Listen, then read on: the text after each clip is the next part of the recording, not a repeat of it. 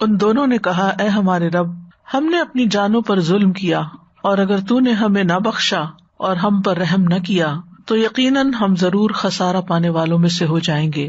یہ دعا ہمارے والدین آدم اور حوا علیہم السلام نے مانگی جب انہوں نے بھول کر جنت کے اس درخت میں سے کھا لیا جس سے اللہ تعالیٰ نے ان کو منع کیا تھا۔ تو آدم اور حوا علیہم السلام دونوں نے کہا اے ہمارے رب، ہم نے آپ کی نافرمانی کر کے اس درخت کا پھل کھا کر دراصل اپنی جان پہ ظلم کیا ہے، اور اگر تو نے ہمیں معاف نہ کیا، ہم پہ رحم نہ کیا تو ہم ان لوگوں میں سے ہو جائیں گے جنہوں نے دنیا اور آخرت دونوں میں اپنا حصہ کھو دیا۔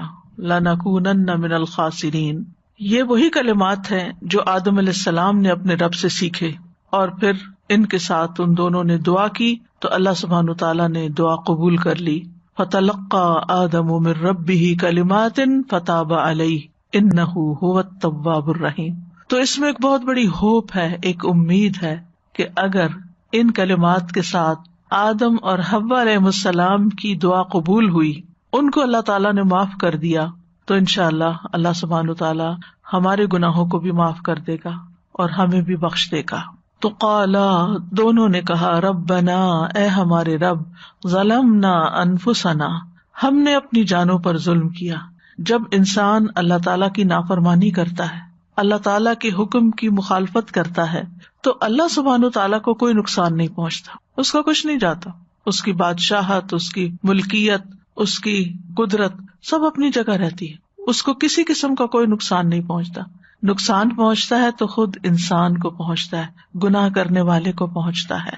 لہذا جب انسان اللہ سبحانہ تعالیٰ کی کوئی بات نہیں مانتا یا اللہ کے حکم کی نافرمانی کر کے مخالفت کرتا ہے تو دراصل اپنی جان پر ظلم کرتا ہے۔ ظلم کا مطلب ہوتا ہے کسی چیز کو اس کے خاص مقام پر جو اس کے لیے وہاں نہ رکھنا، خواہ کمی یا زیادتی کر کے یا اس کے صحیح وقت یا اصلی جگہ سے اس کو ہٹا دینا، یہ ظلم ہوتا ہے۔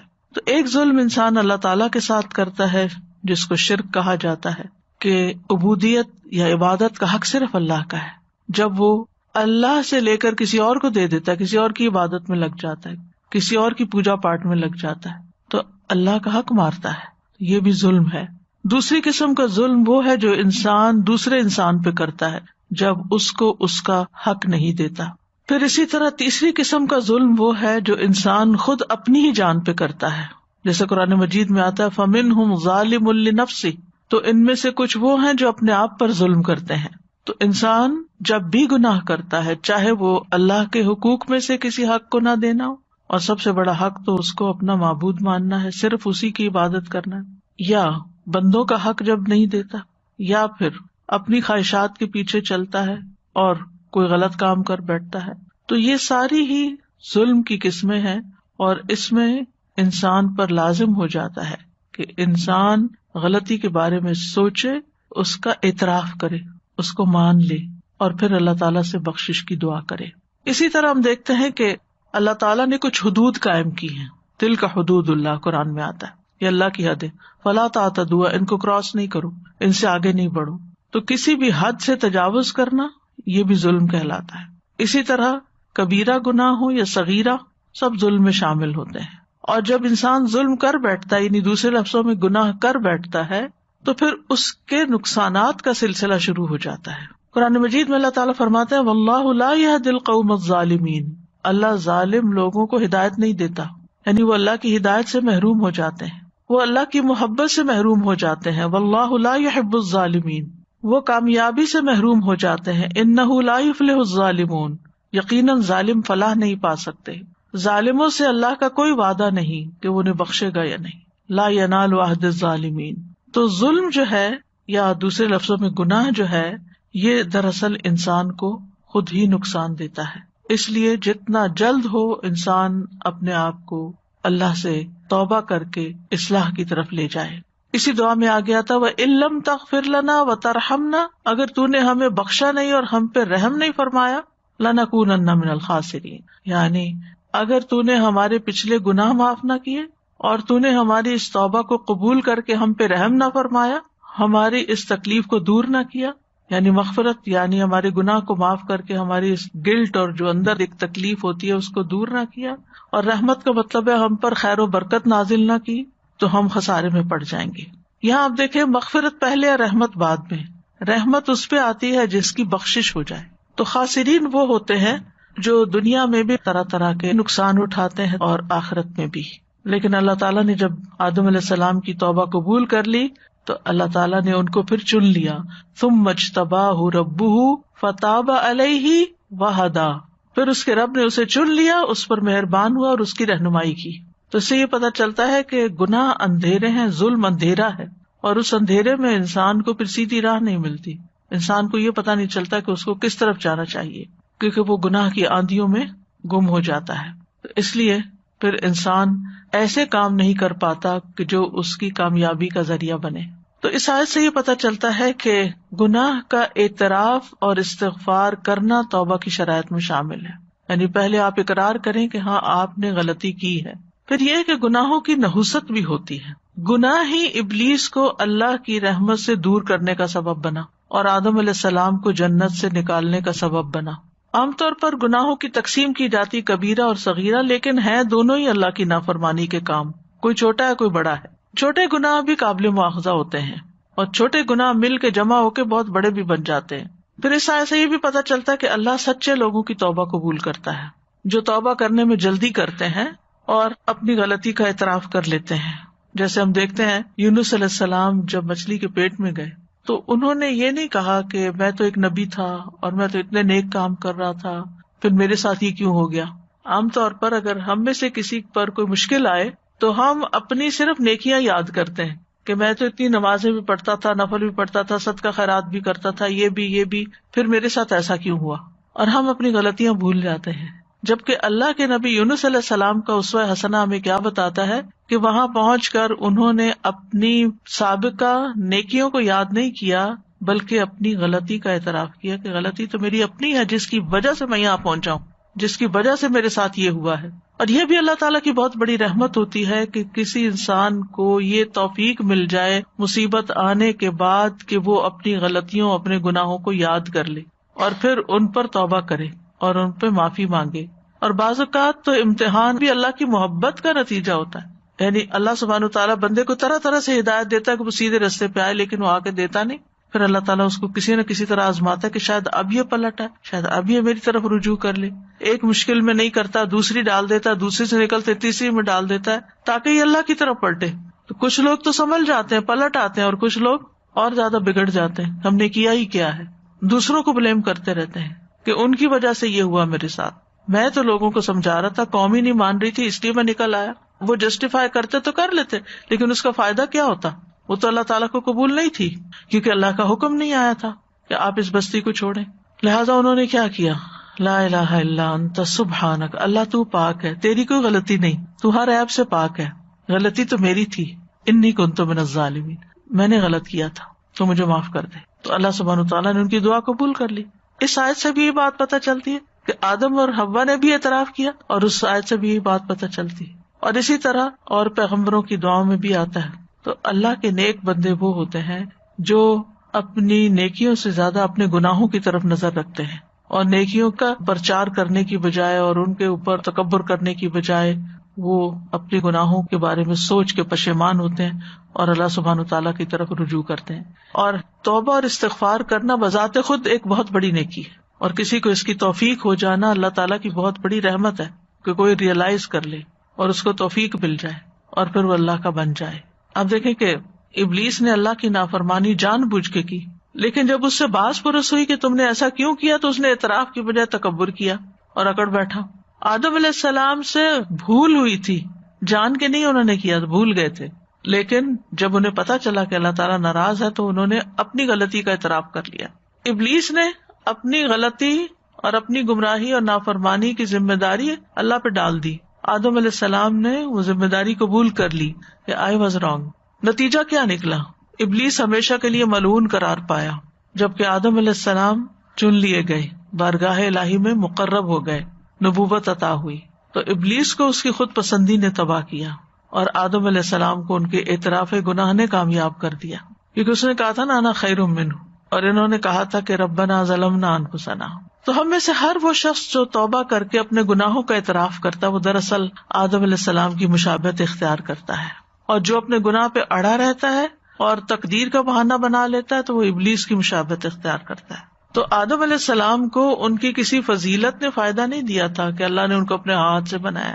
ہم تو کہتے ہیں ہم تو سید ہیں اور ہم تو بڑے چنے ہوئے لوگ ہیں، تو بڑے نیک لوگ ہیں، ہمارا تو گھرانہ بڑا اونچا ہے، ہم تو کئی قسم کی اپنی خوبیاں یاد کر لیتے ہیں اور اس پہ اڑے رہتے ہیں کہ ہم سے کہاں غلطی ہو سکتی ہے، ہم تو اتنے پڑھے لکھے، ہم تو اتنا نیکیاں کا کام کرتے ہیں.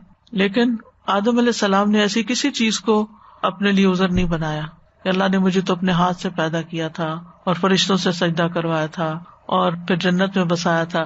حالانکہ کتنی نعمتیں ان کو ملی تھی اور از یونیک، وہ خوبیاں کسی اور کو نہیں ملی. لیکن اس کے باوجود جب بھول ہوئی تو فوراً مان گئے. ان کے پاس علم بھی تھا، علم آدم الاسماء کلھا، یعنی یو نیم اٹ. کسی کا گھر جنت کے اندر ہو، دنیاوی اعتبار سے موسٹ سکسیسفل پیپل ہیں کہ جن کو بہت بڑے بڑے ایکڑز میں گھر مل جاتے ہیں اور بڑے بڑے مینشنز میں وہ رہتے ہیں، اور لوگ ان پہ رش کرتے ہیں کہ کتنے خوش قسمت ہیں یہ. اگر کوئی ڈگری ہو اور ایک نہیں کئی ڈگریاں ہو تو پھر تو بات ہی کیا ہے. یعنی مال بھی ہو، اوپر سے علم بھی ہو، اور پھر اوپر سے کسی بڑی شخصیت کے ساتھ رابطہ بھی ہو. وہاں تو اللہ سبحانہ تعالیٰ نے ان کو بنایا تھا. اور پھر یہ کہ سب لوگ ان کے مطیع بھی ہوں، انسان کیا فرشتے بھی آگے جھکے ہوئے ہوں. یعنی کتنی ساری چیزیں تھی تکبر کرنے کی. اگر وہ کرنا چاہتے تو ان ساری چیزوں کو کریڈٹ دے کے اپنے آپ کو بہت بڑی چیز سمجھتے اور اللہ کے آگے جھکنے کو اپنی انا کے خلاف سمجھتے. لیکن انہوں نے اس میں سے کسی چیز کو بھی نہیں سمجھا کہ اس کی وجہ سے میری کوئی بڑائی ہے، بلکہ کیا کہا، ربنا ظلمنا انفسنا وَإِن لَّمْ تَغْفِرْ لَنَا وَتَرْحَمْنَا لَنَكُونَنَّ مِنَ الْخَاسِرِينَ. اللہ اگر تو راضی نہیں نا تو یہ جنت اور یہ فرشتوں کا سجدہ اور یہ علم اور یہ سب کچھ میرے کام نہیں آنے والا، یہ فائدہ نہیں دے گا. یہی حال بندہ مومن کا دنیا میں ہوتا ہے. نہ وہ اپنے مال پہ فخر کرتا ہے، نہ وہ اپنی ڈگریوں پہ اور اپنے علم پہ فخر کرتا ہے، اور نہ ہی وہ اپنے کسی عہدے اور منصب پہ کہ میں اتنے لوگوں کو کنٹرول کرتا ہوں، اتنے لوگ میرے انڈر کام کرتے ہیں.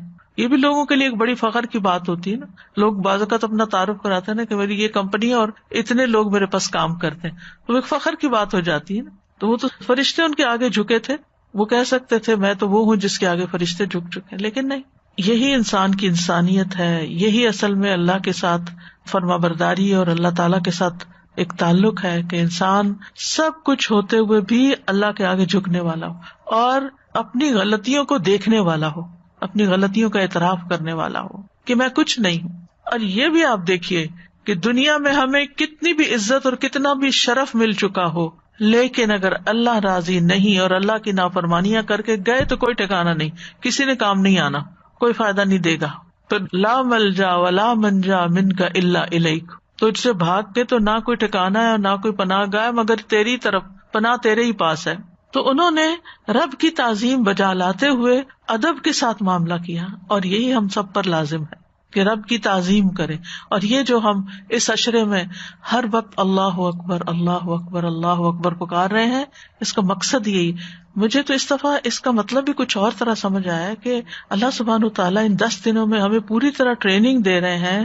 یعنی میں غور کر رہی تھی کہ کیوں آخر سب سے افضل کام ان دنوں میں تکبیر پڑھنا ہے، صدقہ خیرات کو، روزے کو، نماز کو، باقی چیزوں کو، یعنی وہ بھی اپنی جگہ نیکیاں ہیں، افضل ہیں، لیکن سب سے افضل کام تکبیرات پڑھنا ہے.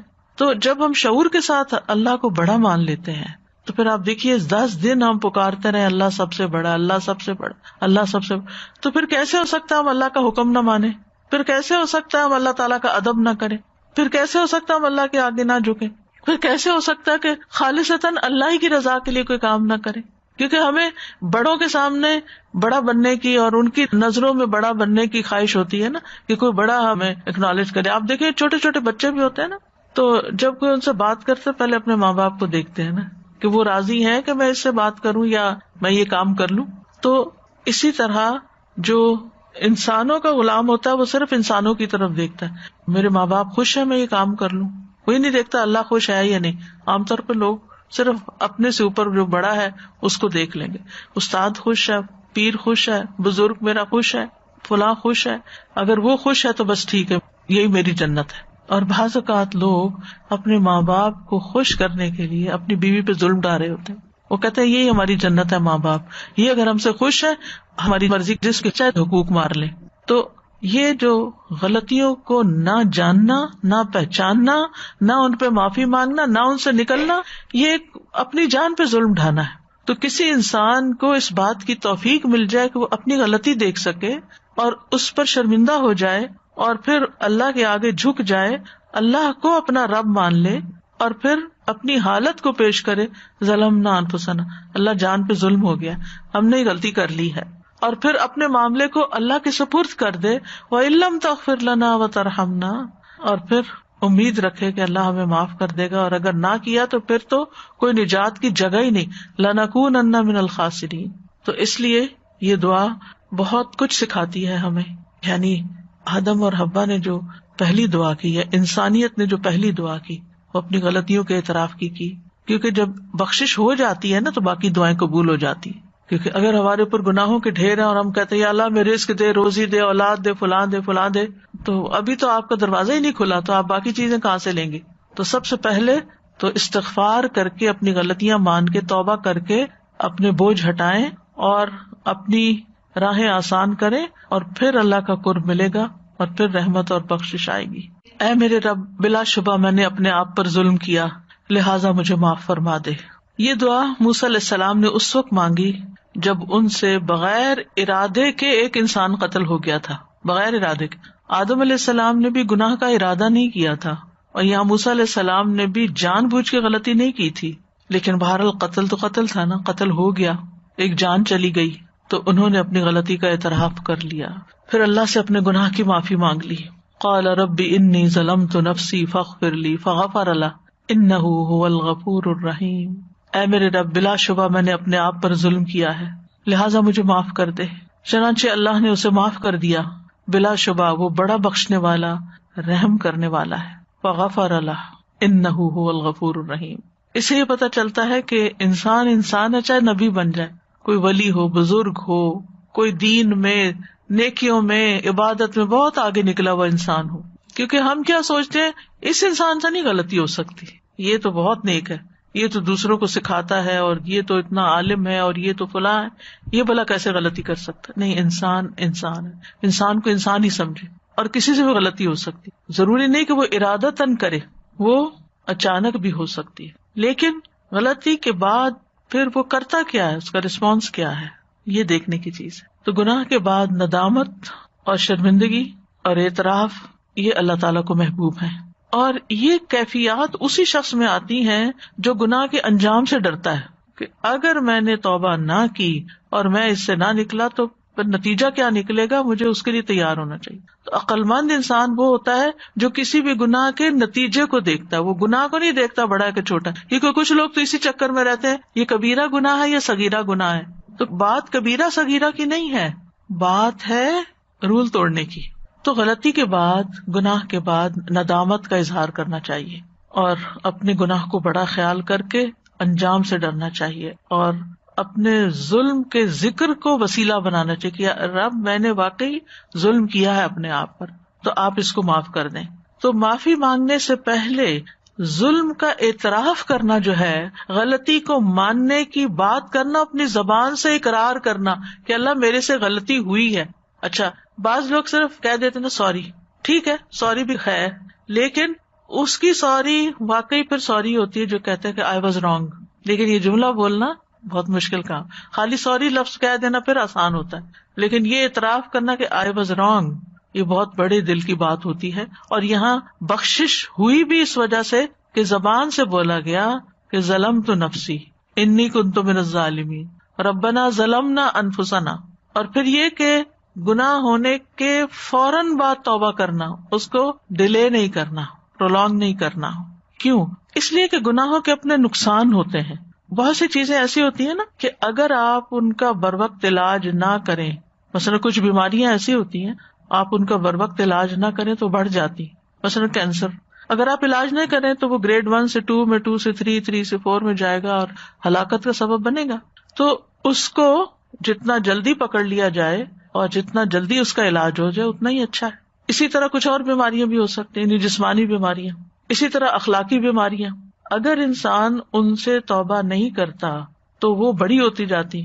اسی طرح دو لوگوں کے بیچ میں کوئی مس انڈرسٹینڈنگ ہو گئی ہے، میاں بیوی میں جھگڑا ہو گیا ہے، اگر جلدی صلح کر لیں گے اور ایک دوسرے کو منا لیں گے تو دل صاف ہو جائیں گے، بوجھ ہلکے ہو جائیں گے، گاڑی پھر چل پڑے گی. اور اگر نہیں، دونوں اگر اکڑ گئے، ضد میں آ گئے، مجھے تو معاف نہیں کرنا یا میری یہ شان کے خلاف، پھر تو وہ ٹوٹ ہی جاتا ہے نا رشتہ، پھر باقی تھوڑی رہتا ہے. نبھا وہی سکتے ہیں جو اپنی غلطیوں کا اعتراف کرتے، کیونکہ دونوں کے اندر غلطیاں ہو سکتی ہیں نا، ہم میں سے کوئی بھی فرشتہ نہیں ہوتا. لیکن اگر ایک بھی صرف سوری کرتا رہے اور دوسرا سوری نہ کرے یا دوسرا کبھی بھی اپنی غلطی نہ مانے، پھر بھی مشکل ہو جاتی. آپ دیکھیں نا کہ جب ہمارے اندر فلیکسیبلٹی ہوتی ہے، جب ہمارے اندر نرمی ہوتی ہے تو نرم چیز آپس میں جڑ جاتی ہے، پھر اگر الگ بھی ہو جائے نا جڑ جاتی، نرمی جوڑ دیتی ہے. اسی لیے وہ حدیث میں آتا نا کہ مفہوم بتا رہی ہوں حدیث، یعنی ایک گھرانے کے لیے سب سے یعنی جو فائدہ مند چیز ہے وہ نرمی. تو اسی طرح نہ صرف یہ کہ ازواجی زندگی میں کہیں آپ کولیگز ہیں، یعنی کسی جگہ پہ جاب کریں، کام کریں، آپ دیکھیں بہت سے لوگوں کو اچھے سے اچھی جاب ملتی ہے، کچھ عرصے وارننگ لیٹر مل کے فارغ کر دیا جاتا ہے، کیونکہ ان کی اکڑی کہیں نہیں ختم ہوتی اور ضد میں آئے رہتے ہیں اور اپنی غلطی نہیں مانتے، سوری نہیں کرتے، نتیجہ ہر جگہ سے دھتکارے جاتے ہیں، لیکن پھر بھی نہیں سبق سیکھتے، پھر بھی نہیں ریئلائز کرتے کہ ہماری غلطی ہے. آپ دیکھیے کبھی انسان سوچے کہ دوسرے کو معاف کر دینا اور درگزر کرنا کتنی بڑی خوبی ہے.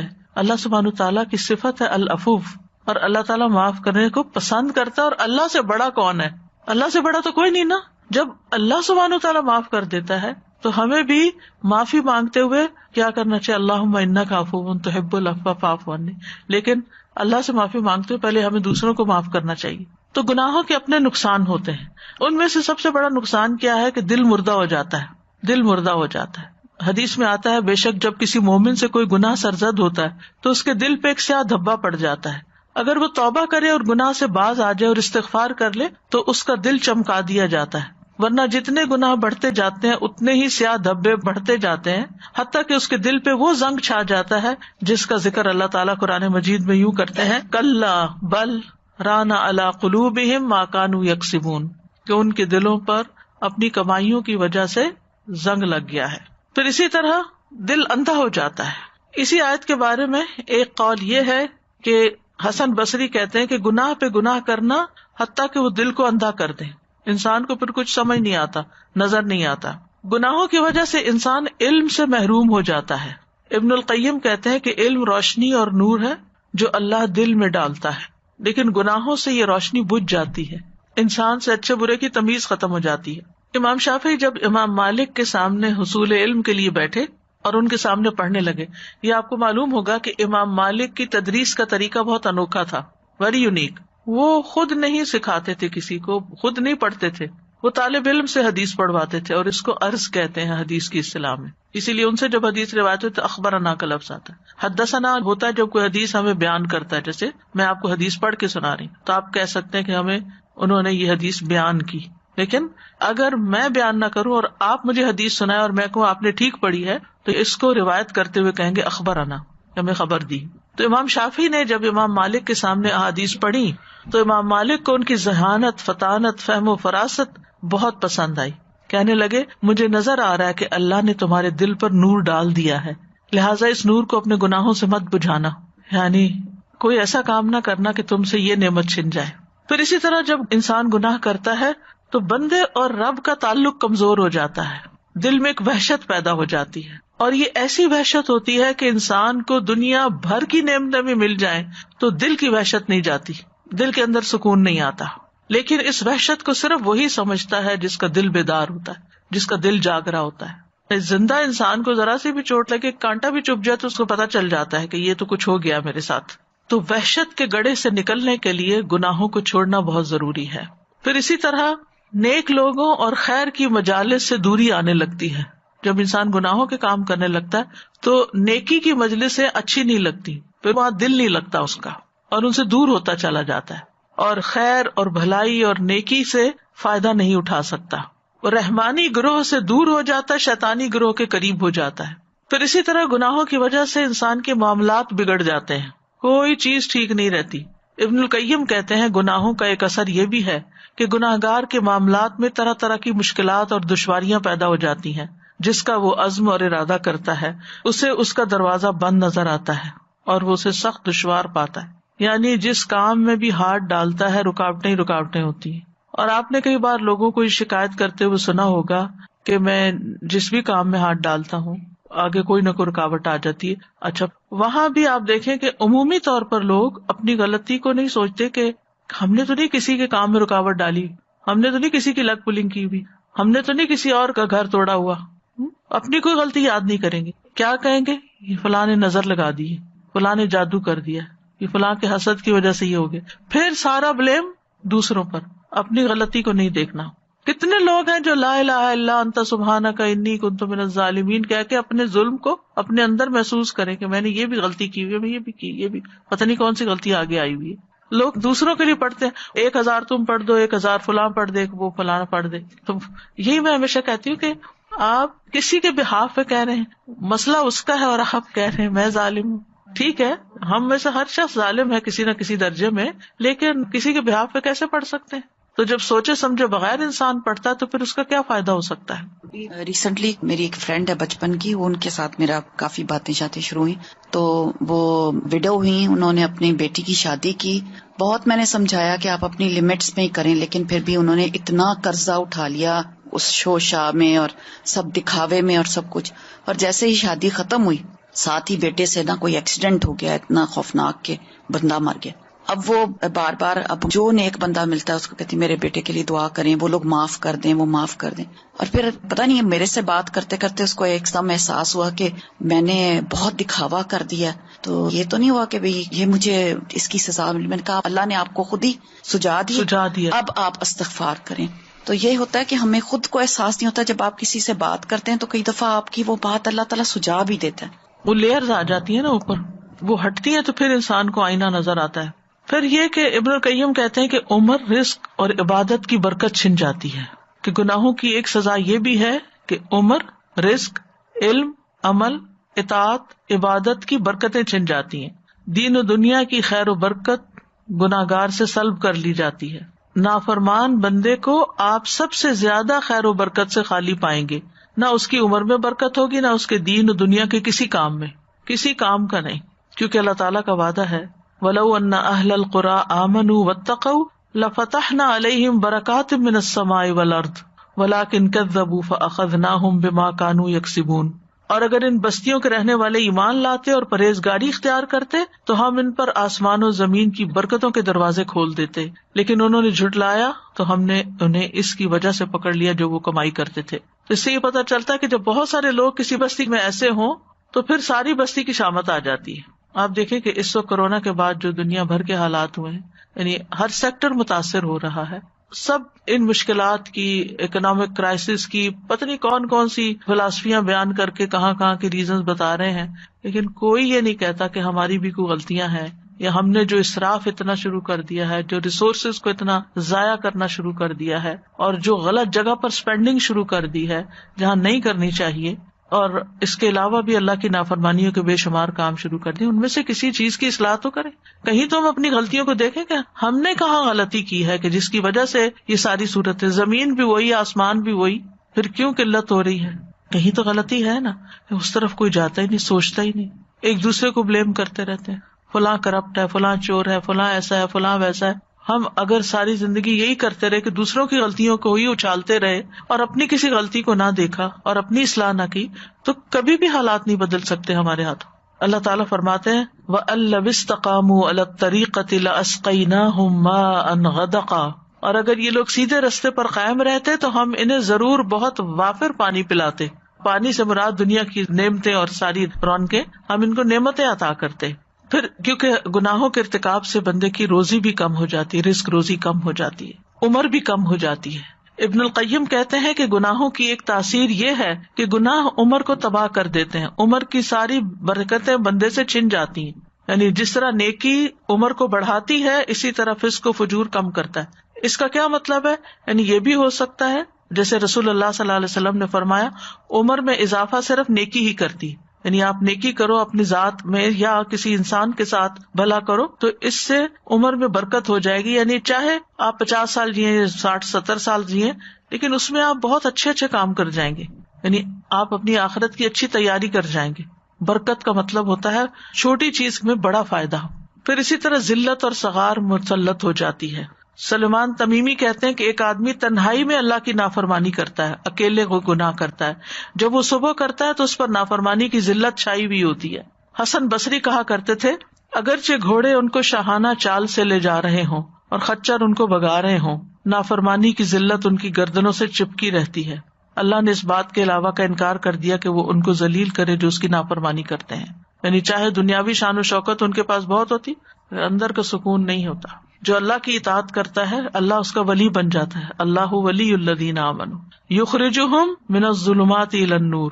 عبداللہ بن عباس کہتے ہیں نیکی کی چہرے پر خاص چمک ہوتی ہے اور دل پر اس کی خاص روشنی ہوتی ہے. نیکی کی وجہ سے رزق میں بھی برکت آتی ہے، بدن طاقتور ہوتا ہے، لوگوں کے دلوں میں آپ کی محبت بڑھتی ہے. جبکہ برائی کی وجہ سے چہرے پر پھٹکار پڑتی ہے، دل سیاہی میں ڈوب جاتا ہے، بدن بھی کمزور ہو جاتا ہے، روزی میں برکت نہیں رہتی، لوگ بھی بغض کرنے لگتے ہیں. پھر اسی طرح حال اور مستقبل کی نعمتوں کا زوال ہو جاتا ہے. ابن القیم کہتے ہیں کہ گناہوں کی ایک سزا یہ بھی ہے کہ ان سے حاضر اور موجود انعام زائل ہو جاتے ہیں اور انسان آئندہ آنے والی نعمتوں سے بھی محروم ہو جاتا ہے. یعنی اس کو خیر و بھلائی ملنے والی ہوتی ہے، اس سے محروم ہو جاتا ہے. آپس کی محبت ختم ہو جاتی ہے. نبی صلی اللہ علیہ وسلم فرمایا کرتے تھے اس ذات کی قسم جس کے ہاتھ میں محمد صلی اللہ علیہ وسلم کی جان ہے، جو دو آدمی بھی آپس میں ایک دوسرے سے محبت کرتے ہوں اور ان دونوں کے درمیان جدائی ہو جائے، الگ ہو جائیں وہ، تو وہ یقیناً ان میں سے ایک کے گناہ کی وجہ سے ہوگی. یعنی ویسے ان کی آپس میں بہت محبت تھی لیکن جدائی ہو گئی. کیوں ہوئی؟ ان میں سے ایک کے گناہ کی وجہ سے ساتھ چلا گیا. کبھی سوچتے نہیں، لیکن یہ مسند احمد کی حدیث ہے اور نبی صلی اللہ علیہ وسلم جو بات بتاتے ہیں وہ وحی پر مبنی ہوتی ہے. آپ اپنے دل سے نہیں بتا رہے ہوتے، اللہ تعالیٰ کی طرف سے دل میں ڈالا جاتا ہے. پھر اسی طرح جب بندہ گناہ اور معاصی کے کام کرنے لگتا ہے تو شیطان مسلط ہو جاتا ہے اور وہ اسے اور غلط رستوں پہ لے جاتا ہے. اسی وجہ سے انسان پھر ایک گناہ کے بعد ایک گناہ کرنے لگتا ہے، ایک ظلم کے بعد ایک اور ظلم ڈالنے لگتا ہے. وَمَن يَعْشُ عَن ذِكْرِ الرَّحْمَنِ نُقَيِّضْ لَهُ شَيْطَانًا فَهُوَ لَهُ قَرِينٌ. جو شخص رحمان کے ذکر سے آنکھیں بند کر لیتا ہے ہم اس پر ایک شیطان مسلط کر دیتے ہیں جو اس کا ساتھی بن جاتا ہے. بعض گناہوں پر لعنت کی گئی ہے جیسے سود کا کھانا اور کھلانا. پھر اسی طرح گودنے والی اور گدوانے والی اور جو ٹیٹوز بناتے ہیں. پھر انسان نیکیوں سے محروم کر دیا جاتا ہے، یعنی نیکی کرنے کے مواقع نہیں ملتے اس کو اور نیکیوں کے دروازے بند ہوتے جاتے ہیں. گناہ کی وجہ سے بعض اوقات انسان ایسی نیکی سے محروم ہو جاتا ہے جو نیکی دنیا و مافیا سے بہتر تھی، وہ اپرچونٹی چلی گئی. جو بزنس کرتے ہیں ان کو معلوم ہے کہ بعض بزنس ایسے ہوتے ہیں کہ آپ اس میں ہاتھ ڈال دیں تو آپ کہیں سے کہیں پہنچ جاتے ہیں. ایک ہی ڈیل کافی ہو جاتی ہے آپ کو بہت اونچا لے جانے کے لیے، اور اگر وہ ڈیل ہاتھ سے چلی جائے، موقع چلا جائے، کوئی اور آگے آ جائے تو انسان ساری زندگی ریگریٹ کرتا رہتا ہے، کاش میرے پاس ہوتی وہ چیز تو میں آج کہاں سے کہاں ہوتا. آپ بعض اوقات کو سودا کر رہے ہوتے ہیں تو چھوٹی موٹی بات کی وجہ بن جاتی ہے، آپ پیچھے ہٹ جاتے ہیں اور بعد میں آپ کو احساس ہوتا ہے کہ آپ نے غلط کیا. تو ایسے ہی نیکیوں کے بھی مواقع ہوتے ہیں، خاص طور پر ان 10 دنوں میں. یہ 10 دن پورے سال سے افضل ہے اور ان میں سب سے آسان کام اللہ کا ذکر ہے جو ہم ہر حال میں کر سکتے ہیں. لیکن پھر بھی میں نے دیکھا ہے کہ لوگ ادھر ادھر کی فضول باتیں کرنے سے باز نہیں آتے. کہیں 2 لوگ مل گئے، ادھر ادھر کی گپ شپ شروع ہو گئی، بیکار کی باتیں، بیکار کے تبصرے، بیکار کے مشورے جن کا کوئی فائدہ نہیں، بولے جا رہے، ذکر نہیں کرتے، نہ کرنے دیتے ہیں، نہ خود کرتے ہیں نہ کرنے دیتے ہیں. ظاہر ہے کہ جب آپ کے سر پہ کوئی آ کے کھڑا ہو جو فضول باتیں کرنے، آپ ذکر کر بھی رہے ہو تو ہر جملے میں بھولیں گے. احساس نہیں ہے نا زیاں کا، نقصان کا، کہ ہم کتنا بڑا نقصان کریں، ایک اپنا اور ایک دوسرے کو خلل ڈالنے کا. تو یہ ہم سب سوچے سب سے افضل عمل ان دنوں میں تکبیر پڑھنے کا. ہم ایک دن میں کتنی پڑھ لیتے ہیں، کتنی دفعہ پڑھتے ہیں؟ آخر محروم کیوں ہے؟ کیوں نہیں یاد رہتا؟ کیوں نہیں زبان پہ چڑھتی؟ کیوں نہیں کر پاتے؟ کیا ہمیں یقین نہیں ہے کہ واقعی یہ سب سے افضل کام ہے؟ مانتے بھی ہیں ہاں ہے، پھر کرتے بھی نہیں ہے، پھر یہ کیسا یقین ہے؟ تو ضرور انسان کو سوچنا چاہیے کہ کیا چیز رکاوٹ بنی ہوئی ہے آخر میرے آگے. پھر بعض اوقات یہ ہوتا ہے کہ ایک گناہ کئی گناہوں میں ملوث کر دیتا ہے انسان، وہ ایک نہیں ہوتا. جیسے ایک جھوٹ بولتا ہے نا انسان، کئی اور بولنے پڑ جاتے ہیں اس کو.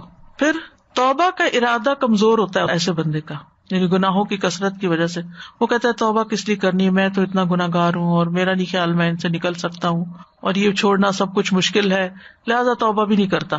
اور جب توبہ نہیں کرتا تو گناہوں کے ساتھ جینا سیکھ جاتا ہے، گناہ کی نفرت بھی دل سے چلی جاتی ہے، وہ اس کی عادت سی بن جاتی ہے. اگر دل پہ بوجھ ہے تو بوجھ لیے پھر رہا ہے، اور پھر گناہوں کو حقیر سمجھنے لگتا ہے انسان. عبداللہ بن مسعود کہتے ہیں کہ مومن اپنے گناہوں کو ایسے محسوس کرتا ہے جیسے وہ کسی پہاڑ کے نیچے بیٹھا ہو اور ڈرتا ہے کہ اس کے اوپر نہ گر جائے، اور بدکار اپنے گناہوں کو مکھی کی طرح ہلکا سمجھتا ہے کہ اس کے ناک کے پاس سے گزری اور اس نے اپنے ہاتھ سے یوں بے پرواہی سے اسے بگا دیا. پھر اسی طرح گناہوں کی وجہ سے بلائیں اترتی ہیں، مصیبتیں آتی ہیں. وما اصابکم من مصیبت فبما کسبت ایدیکم ویعفو عن کثیر، اور تمہیں جو بھی مصیبت پہنچی تو وہ اس کی وجہ سے جو تمہارے ہاتھوں نے کمایا، اور وہ بہت سی چیزوں سے درگزر کر جاتا ہے. حضرت عمر نے جب حضرت عباس سے بارش کی دعا کرنے کے لیے کہا تو انہوں نے کہا، اے اللہ، بے شک مصیبتیں گناہوں کی وجہ سے نازل ہوتی ہیں اور انہیں صرف توبہ ہی ہٹا سکتی ہے. بعض گناہوں کی سزا دنیا میں ہی مل جاتی ہے انسان کو. نبی صلی اللہ علیہ وسلم نے فرمایا، کوئی گناہ اس لائق نہیں کہ اس کے کرنے والے کو دنیا میں جلدی سزا دے دی جائے اور اس کے ساتھ ساتھ آخرت میں بھی اس کی سزا جمع رکھے اللہ تعالیٰ، جیسا کہ ظلم و زیادتی اور قطع رحمی ہے. یعنی کسی پہ ظلم کرنا اور خون کے رشتوں کو کاٹنا، یہ ایسے گناہ ہیں کہ جن کی وجہ سے انسان پہ دنیا میں بھی مشکل آتی ہے، پھر جسمانی بیماریاں لگ جاتی ہیں. نبی صلی اللہ علیہ وسلم نے فرمایا، جب بھی کسی رگ یا آنکھ کو نقصان پہنچتا ہے تو وہ کسی نہ کسی گناہ کی وجہ سے ہوتا ہے، لیکن جو تکالیف اللہ تعالیٰ ویسے ہی ٹالتا رہتا ہے وہ کہیں زیادہ ہوتی ہیں. نبی صلی اللہ علیہ وسلم نے فرمایا، جب کسی قوم میں بدکاری عام ہو جاتی ہے، زنا، اور وہ اعلانیہ اس کا ارتکاب کرتے ہیں تو ان میں طاعون اور ایسی مختلف بیماریاں پھیل جاتی ہیں جو ان سے پہلوں میں نہیں ہوتی، یعنی وہ بیماری پہلے کبھی نہیں سنی ہوتی. پھر بر و بحر میں فساد پیدا ہو جاتا ہے، یعنی پوری دنیا میں پھیل جاتا ہے فساد.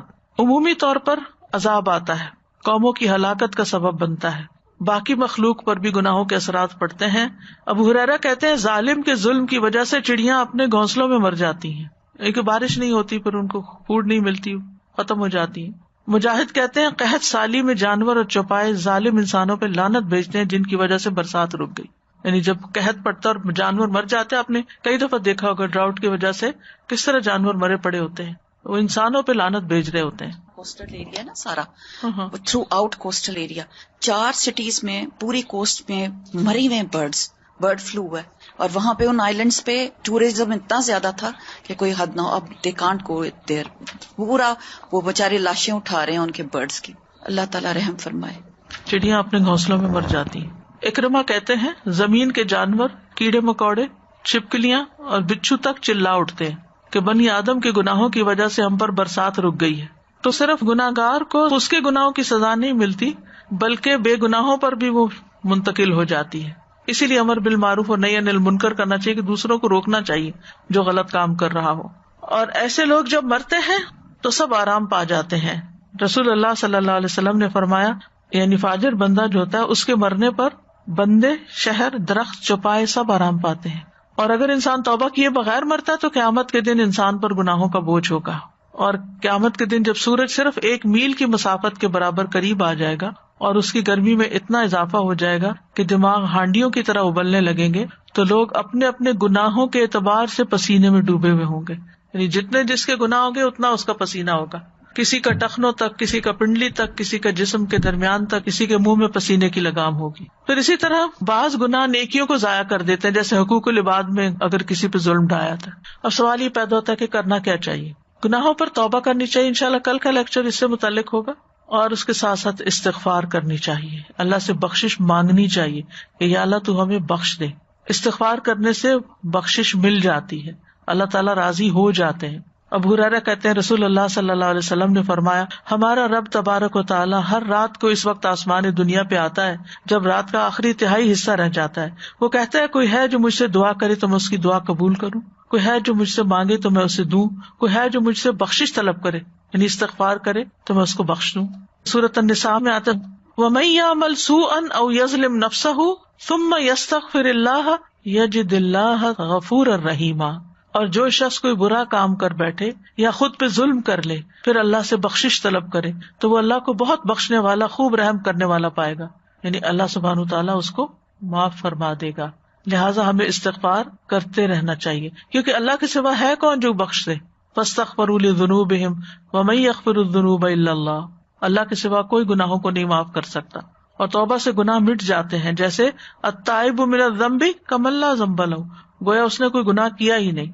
رسول اللہ صلی اللہ علیہ وسلم نے فرمایا، بائیں طرف والا فرشتہ 6 گھڑیاں مسلمان گناہگار بندے سے اپنا قلم اٹھائے رکھتا ہے.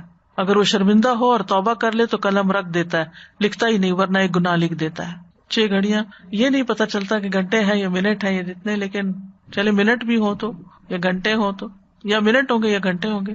اور پیچھے جو میں نے ذکر کیا تھا کہ گناہوں سے دلوں پہ زنگ لگ جاتا ہے, تو اس کا علاج بھی استغفار ہے. استغفار سے دل چمک کر صاف ہو جاتے ہیں. پھر نیکیاں کرنا, نیکیاں برائیوں کو مٹا دیتی ہیں. زیادہ سے زیادہ خیر کے کام کرنا, اللہ تعالیٰ کی رحمت آتی ہے استغفار کرنے سے. لولا تستغفرون اللہ لعلکم ترحمون, تم اللہ سے بخشش کیوں نہیں مانگتے تاکہ تم پہ رحم کیا جائے. یعنی جب ہم چاہتے ہوں, کسی بھی مشکل میں گرفتار ہوں کہ اللہ تعالیٰ ہم پہ رحم فرمائے, تو استغفار کی کثرت کر دیں. وتوبوا الی اللہ جميعا ایھا المؤمنون لعلکم تفلحون. دنیا کی زندگی میں بھی اچھا سامان ملتا ہے. وان استغفروا ربکم ثم توبوا الیہ یمتعکم متاعا حسنا الی اجل مسمى وَيُؤْتِ كُلَّ ذِي فَضْلٍ فَضْلَهُ. سورۃ ہود میں آتا ہے, اور یہ کہ تم لوگ اپنے گناہ اپنے رب سے معاف کراؤ, پھر اس کی طرف متوجہ رہو, وہ تم کو ایک وقت مقرر تک اچھا سامان زندگی دے گا, اور زیادہ عمل کرنے والے کو زیادہ ثواب دے گا. تو اس سے پتہ چلتا ہے کہ دنیا میں بھی سامان زندگی ملتا ہے اگر انسان استغفار کرتا رہتا ہے. سورۃ نوح میں آتا ہے, تو میں نے کہا اپنے رب سے معافی مانگ لو, یقیناً وہ ہمیشہ سے بہت معاف کرنے والا ہے, وہ تم پر بہت برستی ہوئی بارش اتارے گا, اور مالوں اور بیٹوں کے ساتھ تمہاری مدد کرے گا, اور تمہیں باغات عطا کرے گا, اور تمہارے لیے نہریں جاری کر دے گا. یہ سارے استغفار کے فائدے ہیں. استغفار کرو گے تو معاف بھی کر دے گا, بارش بھیجے گا, مال اور بیٹے عطا کرے گا, باغات عطا کرے گا, نہریں جاری کر دے گا. یہی وہ چیزیں ہیں جن کی انسان خواہش کرتے ہیں, ان کی تمنا رکھتے ہیں. سورۃ ہود میں آتا ہے, پیغمبر نے کہا وَيَا قَوْمِ اسْتَغْفِرُوا رَبَّكُمْ ثُمَّ تُوبُوا إِلَيْهِ, اور اے میری قوم اپنے رب سے استغفار کرو پھر توبہ کرو. یرسل السماء علیکم مدرارا, وہ تم پر خوب بارشیں برسائے گا. ویزدکم قوۃ الی قوتکم, اور تمہیں تمہاری قوت کے ساتھ اور قوت دے گا, تمہاری نفری بڑھا دے گا, تمہیں اسٹرانگ نیشن بنا دے گا.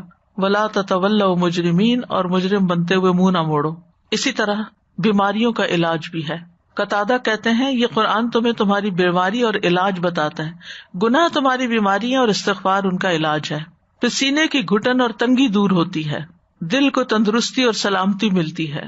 اگر دل سے سچا استغفار نکلتا رہے تو اللہ تعالیٰ دل کی تندرستی اور سلامتی لوٹا دیتا ہے, کیونکہ گناہ کی وجہ سے انسان کے اوپر بوجھ آ جاتا ہے, بے چینی آ جاتی ہے. پھر جب انسان استغفار کرتا ہے تو دوبارہ اس کا دل خوش ہو جاتا ہے.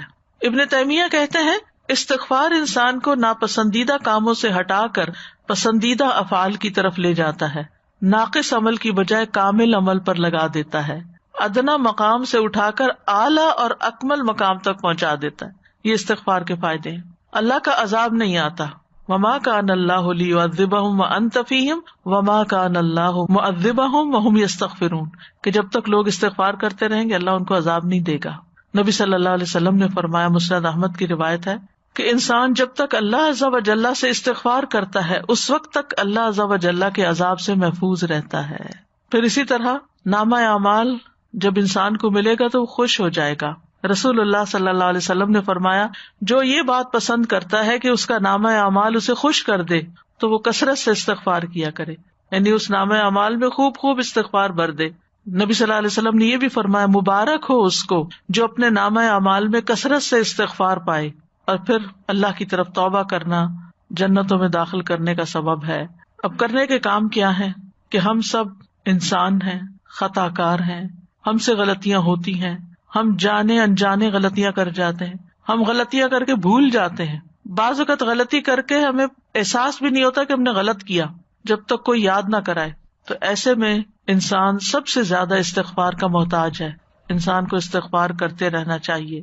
رسول اللہ صلی اللہ علیہ وسلم نے فرمایا, میرے دل پر پردہ سا آ جاتا ہے, اسی وجہ سے میں ایک دن میں 100 بار اللہ سے استغفار کرتا ہوں. یہ اللہ کے رسول ہیں جو معصوم ہیں. ابن عمر کہتے ہیں آپ مجلس میں رب اغفر لی وتب علی انک انت التواب الرحیم 100 مرتبہ شمار کرتے تھے.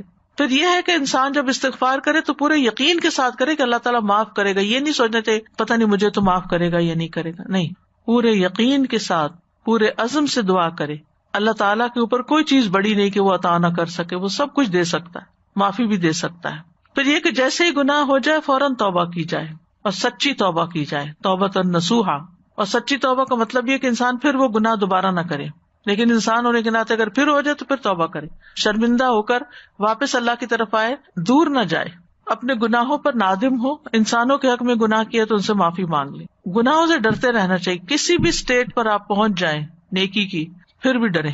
ابو ایوب کہتے ہیں ایک آدمی نیک عمل کرتا ہے اور اس عمل پر بھروسہ کرنے لگتا ہے، میں نے تو حج کر لیا، میں نے تو قرآن پڑھ لیا، میں نے تو صدقہ کر لیا، میں نے تو اتنے نوافل پڑھ لیے، تو انسان اپنی اس نیکی کو انف سمجھنے لگتا، بہت ہو گیا، بہت کچھ کر لیا، پھر چھوٹے چھوٹے گناہوں کا ارتکاب کرنے لگتا ہے، تو جب وہ قیامت کے دن اللہ سے ملاقات کرے گا تو اس کے گناہوں نے اس کو گھیر رکھا ہوگا، وہ چھوٹے چھوٹے چھوٹے چھوٹے چھوٹے چھوٹے وہ سارے اس کے ارد گرد ہوں گے۔ اور ایک آدمی برا عمل کرتا ہے پھر ہمیشہ اس سے ڈرتا ہے، یہاں تک کہ اللہ کو قیامت کے دن اس حال میں ملے گا کہ بے خوف ہوگا، یعنی جو ڈرتے ہوئے استغفار کرتے ہوئے زندگی بسر کرتا ہے وہ جب وہاں جائے گا تو ہر چیز صاف ہو چکی، خوش ہوگا۔ اور آخری چیز اور اہم ترین چیز یہ کہ اللہ تعالیٰ سے ہم دعا کرتے رہیں، اور سب سے پہلے یہی دعائیں، ربنا ظلمنا انفسنا وان لم تغفر لنا وترحمنا لنکونن من الخاسرین۔ پھر موسیٰ علیہ السلام کی دعا، رب انی ظلمت نفسی فاغفر لی۔ پھر ربنا اغفر لنا ذنوبنا واسرافنا فی امرنا وثبت اقدامنا وانصرنا علی القوم الکافرین۔ اے ہمارے رب ہمارے گناہ بھی معاف فرما، اور ہمارے کام میں اگر کوئی زیادتی ہو گئی ہے تو اسے بھی معاف کر دے، ہمیں ثابت قدم رکھ اور کفار کے مقابلے میں ہماری مدد فرما۔ یہاں اسراف کا لفظ آیا ہے، صرف ہر وہ کام جو انسان انجام دیتا اور حد سے بڑھ جاتا ہے، باؤنڈریز میں نہیں رہتا، یعنی حد سے تجاوز کرنا اسراف کہلاتا ہے۔ اعتدال پہ رہنا بڑا ضروری ہے، نہ انسان کم کرے نہ زیادہ کرے۔ تو جب ہم کہتے ہیں ربنا اغفر لنا، اللہ ہمارے گناہوں پہ پردہ ڈال دے، ان کو ڈھانپ دے، چھپا دے، اور ہمارے کبیرہ صغیرہ سب گناہوں کو معاف فرما دے۔ پھر ایک اور دعا ہے سورۃ الاعراف میں، انت ولینا فاغفر لنا وارحمنا وانت خیر الغافرین۔ تو ہی ہمارا مولا ہے، تو ہی ہمارا سرپرست ہے، لہٰذا ہمیں معاف کر دے اور ہم پہ رحم فرما، تو ہی سب سے بڑھ کر معاف کرنے والا ہے۔ یہ حضرت موسیٰ کی دعاؤں میں سے ہے۔ تو انہوں نے دعا اللہ کی تعریف سے شروع کی، انت ولینا، تو ہمارا دوست ہے، تو ہمارا مددگار ہے، فاغفر لنا، تو ہمیں معاف کر دے۔ تو اللہ کے ولی ہونے کا وسیلہ پکڑا انہوں نے، اور پھر بخشش مانگی۔ کہتے ہیں نا کہ اللہ کے ناموں سے پکارو اس کو، یہ بھی ایک طریقہ ہے اس کا۔ پھر ربنا اغفر لنا ولاخواننا الذین سبقونا بالایمان ولا تجعل فی قلوبنا غلا للذین آمنوا ربنا انک رؤوف رحیم۔ اے ہمارے رب ہمیں بھی بخش دے اور ہمارے ان بھائیوں کو بھی بخش دے جو ہم سے پہلے ایمان لائے تھے، اور جو لوگ ایمان لائے ہیں ان کے لیے ہمارے دلوں میں کوئی کدورت نہ رہے۔ اے ہمارے رب تو بڑا شفقت کرنے والا اور رحم کرنے والا ہے۔ یہ تو قرآنی دعائیں تھی بخشش کی۔ مسنون دعائیں، استغفر اللہ و اتوب الیہ، استغفر اللہ و اتوب الیہ، دن میں کم از کم 100 دفعہ پڑھیں، اے اللہ میں استغفار اور توبہ کرتا ہوں۔ پھر اللہم اغفر لی ذنبی و خطئی و عمدی، اے اللہ میرے گناہوں، لغزشوں اور جان بوجھ کر کیے جانے والے گناہوں کو معاف کر دے۔ پھر اسی طرح ایک اور دعا ہے، اللہم اغفر لی ما اخطأت وما تعمدت وما اسررت وما اعلنت وما جہلت وما تعمدت، اے اللہ میرے ان گناہوں کو معاف کر دے جو میں نے غلطی سے کیے، جان بوجھ کر کیے، علانیہ طور پہ کیے، نادانی میں کیے، یا جانتے بوجھتے ہوئے کیے۔ یہ استغفار کا کارڈ ہے نا، اس میں یہ دعائیں موجود ہیں۔ نبی صلی اللہ علیہ وسلم تشہد اور سلام پھیرنے کے دوران یہ دعا پڑھتے تھے، درود شریف کے بعد، اس وقت پڑھی جا سکتی ہے یہ دعا۔ اللہم اغفر لی ما قدمت وما اخرت وما اسررت وما اعلنت وما اسرفت وما انت اعلم به منی انت المقدم وانت المؤخر لا الہ الا انت، یہ دعا تشہد کے بعد پڑھتے تھے۔ وہ ایاک نستعین میں بھی ہے، اور نماز کے بعد کے اذکار کی جو دعا ہے ان میں بھی ہے، اور استغفار کا جو پنک کارڈ ہے اس کے اندر بھی ہے۔ اے اللہ میرے ان گناہوں کی مغفرت فرما جو میں نے پہلے کیے اور جو بعد میں کیے، جو چھپ کے کیے، جو ظاہراً کیے، اور جو میں نے زیادتی کی، اور وہ گناہ جن کو تو مجھ سے زیادہ جانتا ہے، تو ہی آگے بڑھانے والا، تو ہی پیچھے کرنے والا ہے، تیرے سوا کوئی معبود نہیں۔ نبی صلی اللہ علیہ وسلم کی اکثر یہ دعا ہوتی تھی، اللہم اغفر لی ما اخطأت وما تعمدت وما اسررت وما اعلنت وما جہلت وما تعمدت۔ آپ صلی اللہ علیہ وسلم اپنے سجدوں میں یہ دعا پڑھتے تھے، اللہم اغفر لی ذنبی کلہ دقہ وجلہ اولہ وآخرہ وعلانیتہ وسرہ، اے اللہ میرے سارے گناہ معاف کر دے، چھوٹے بڑے، اول آخر، ظاہری اور پوشیدہ۔ پھر یہ دعا بھی، اللہم انی ظلمت نفسی ظلما کثیرا ولا یغفر الذنوب الا انت فاغفر لی مغفرۃ من عندک وارحمنی انک انت الغفور الرحیم۔ اے اللہ میں نے اپنی جان پر گناہ کر کے بہت ظلم کیے اور تیرے علاوہ کوئی بھی گناہوں کو معاف نہیں کر سکتا، اس لیے اپنے پاس سے میرے گناہوں کو معاف فرما اور مجھ پر رحم فرما، بے شک تو بڑا بخشنے والا نہایت مہربان ہے۔ تو نبی صلی اللہ علیہ وسلم ایک اور دعا بھی کرتے تھے، رب اغفر لی خطیئتی و جہلی و اسرافی فی امری کلہ وما انت اعلم بہ منی اللہم اغفر لی خطایای و عمدی و جہلی و ہزلی وکل ذلک عندی اللہم اغفر لی ما قدمت وما اخرت وما اسررت وما اعلنت انت المقدم وانت المؤخر وانت علی کل شیء قدیر۔ یہ صحیح بخاری کی دعا ہے، یعنی اے اللہ میرے سارے گناہوں کو مٹا دے، اے میرے رب میری خطا، میری نادانی اور تمام معاملات میں میرے حد سے تجاوز کرنے میں میری مغفرت فرما، وہ گناہ بھی جن کو تو مجھ سے زیادہ جاننے والا ہے۔ اے اللہ میری مغفرت کر میری خطاؤں میں، میرے ارادے کے ساتھ کیے ہوئے کاموں اور بلا ارادہ کاموں میں، میرے ہنسی مذاق کے کاموں میں۔ بعض اوقات انسان ہنسی مذاق میں غلط باتیں کر جاتا ہے اور یہ سب میری طرف سے ہے۔ اے اللہ میری مغفرت کر ان گناہوں میں جو میں کر چکا ہوں اور جو کروں گا، اور جنہیں میں نے چھپایا اور جنہیں میں نے ظاہر کیا۔ تو سب سے پہلے ہے، تو ہی سب سے بعد میں ہے، اور تو ہر چیز پر قدرت رکھنے والا ہے۔ وآخر دعوانا ان الحمد للہ رب العالمین۔ سبحانک اللہم وبحمدک، اشہد ان لا الہ الا انت، استغفرک واتوب الیک۔ السلام علیکم ورحمۃ اللہ وبرکاتہ۔